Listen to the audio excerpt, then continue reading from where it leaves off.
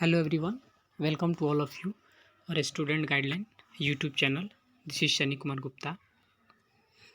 Today I am going to discuss about our first chapter of class 10th, light, reflection and refraction. I also discuss about some objective question.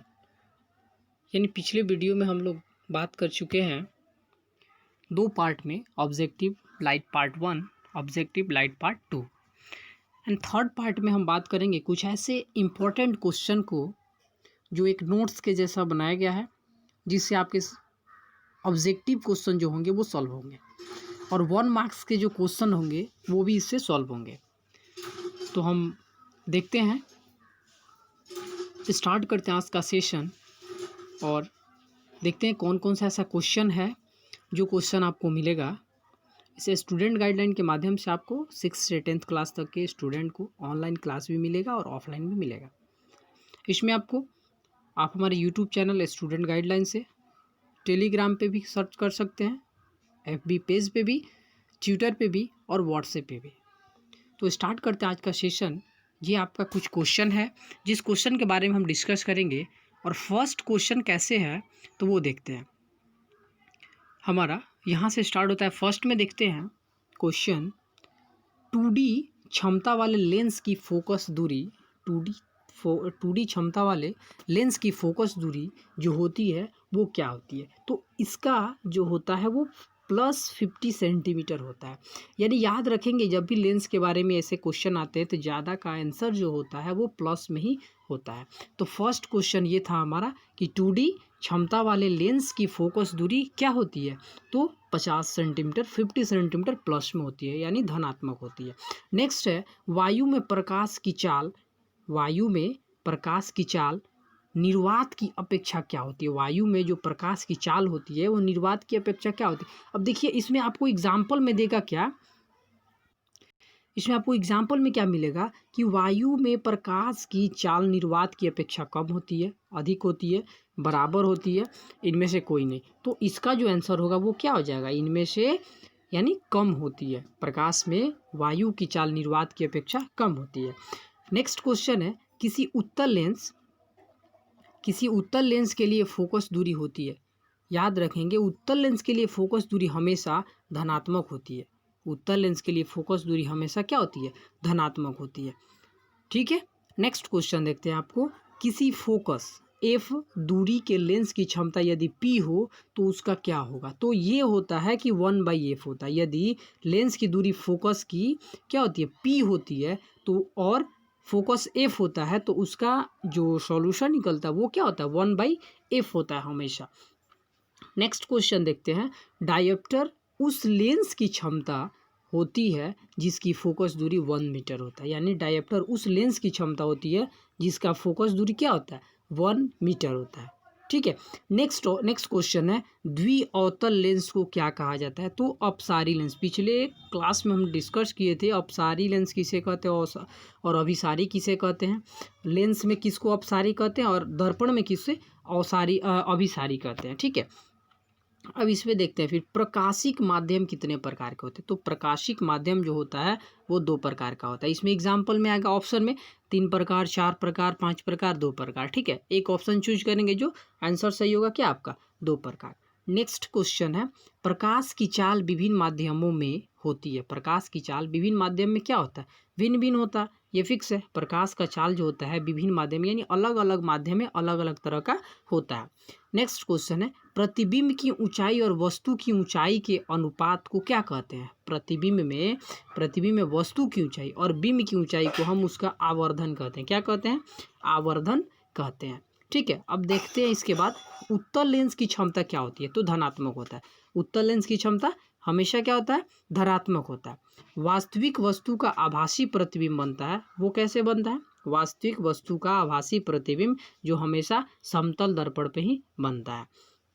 Next question देखते हैं आपको। अब देखिए ऊपर आया था अपसारी लेंस किसे कहते हैं और इधर आ गया आपको अभिसारी का।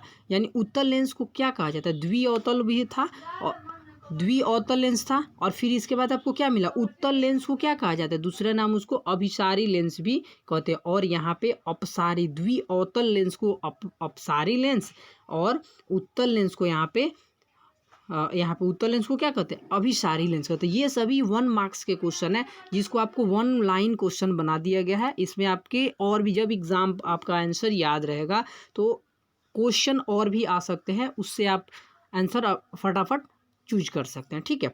नेक्स्ट क्वेश्चन है आपको, सोलर कुकर में किस दर्पण का प्रयोग किया जाता है। तो सोलर कुकर में हमेशा अवतल दर्पण का ही प्रयोग किया जाता है। सोलर कुकर में हमेशा किस चीज़ का, अवतल दर्पण में प्रयोग किया जाता है। काल्पनिक प्रतिबिंब वस्तु के सापेक्ष हमेशा क्या बनता है, सीधा बनता है। काल्पनिक जो होता है हमेशा सीधा बनता है वस्तु के सापेक्ष, और वास्तविक जो रहता है हमेशा उल्टा बनता है, ठीक है। नेक्स्ट क्वेश्चन है, प्रकाश की किरणें गमन करती है। प्रकाश की किरणें जो होती है वो गमन करती है कैसे, तो हमेशा सीधी रेखा में गमन करती है या सरल रेखा में। तो याद रखेंगे, कभी एग्जाम में सीधी रेखा आता है या कभी सरल रेखा में आता है, तो दोनों याद रखेंगे, सीधी और सरल का मतलब सीधा होता है, ठीक है, सेम होता है। नेक्स्ट, निर्वात में प्रकाश की चाल क्या होता है। ये तो लॉलीपॉप वाला क्वेश्चन है, इजी क्वेश्चन है।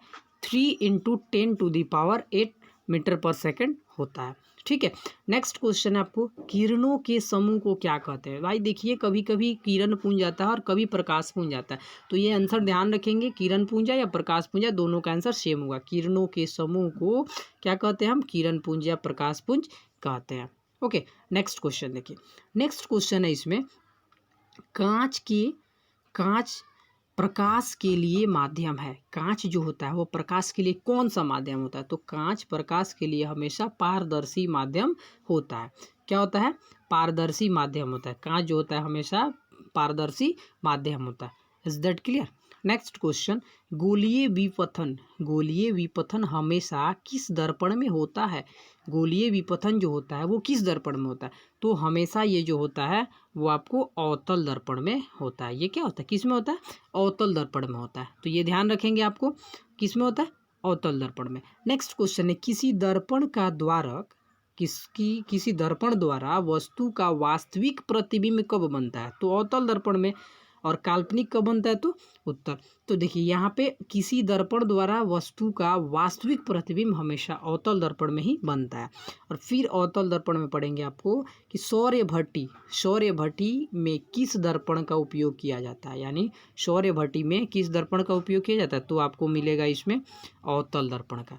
किसमें, अवतल दर्पण का प्रयोग हमेशा, अब जैसे एग्जाम्पल क्वेश्चन में आ गया, फिल इन द ब्लैंक्स में आ गया आपको कि पूछा डैश दर्पण का उपयोग सौर्य भट्टी में करते हैं, तो किसका होगा, अवतल दर्पण का। अब फिर इसी तरह का क्वेश्चन आता है, बहुत इंपॉर्टेंट क्वेश्चन आता है आपको, जो हमेशा एग्जाम में आता है, आपको VVI क्वेश्चन बोला जाता है। ये हजामती दर्पण में किस दर्पण का प्रयोग किया, हजामती यानी दाढ़ी बनाने में किस दर्पण का प्रयोग किया जाता है, तो हमेशा वो किसका होता है, अवतल दर्पण का। किसका हो जाता है, अवतल दर्पण का प्रयोग हमेशा हजामती दर्पण के रूप में किया जाता है। नेक्स्ट क्वेश्चन है आपको, मोटर गाड़ी के चालक के सामने दर्पण लगा होता है। मोटर गाड़ी जो चलाते हैं चालक, ड्राइवर, उनके सामने जो रहता है वो क्या होता है, वो एक उत्तल दर्पण होता है। वो क्या होता है, उत्तल दर्पण होता है। वो उत्तल दर्पण का रहता है, कौन सा, मोटर गाड़ी के जो सामने लगा रहता है वो उत्तल दर्पण होता है। नेक्स्ट, सर्च लाइट का परावर्तक सतह क्या होता है। सर्च लाइट जो होता है उसका परावर्तक सतह कैसा होता है, तो उसका परावर्तक सतह जो रहता है वो अवतल दर्पण का होता है। वो क्या होता है, अवतल दर्पण का होता है। और फिर इसके बाद आपको बहुत इंपॉर्टेंट चीज़ आता है, ये दर्पण सूत्र क्या होता है। तो ये आई थिंक सभी बच्चों को याद रहता है। दर्पण सूत्र क्या होता है, तो 1/f = 1/v + 1/u, and that's a very important question for subjective type. यानी कि ये क्वेश्चन जो होता है एग्जाम्पल में आता है, सिद्ध करे कि, प्रूव दैट।